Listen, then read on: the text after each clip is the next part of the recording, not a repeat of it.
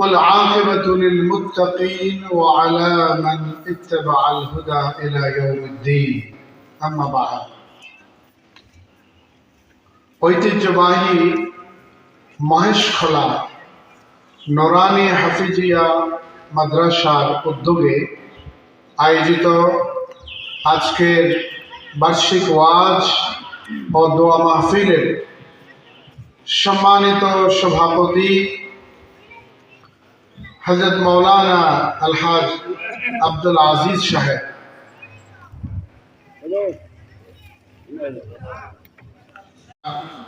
দাখিল মাদ্রাসা,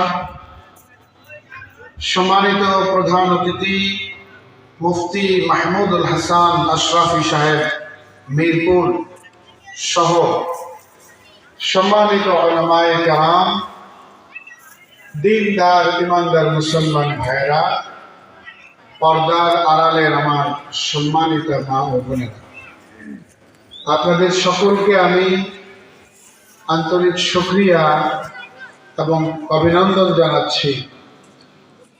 আমরা সবাই মিলে আল্লাহর শুকর আদায় করছি যে আল্লাহ পাক রব্বুল আলামিন এত সুন্দর একটা মাহফিল আয়োজনের তৌফিক এনায়েত করেছেন।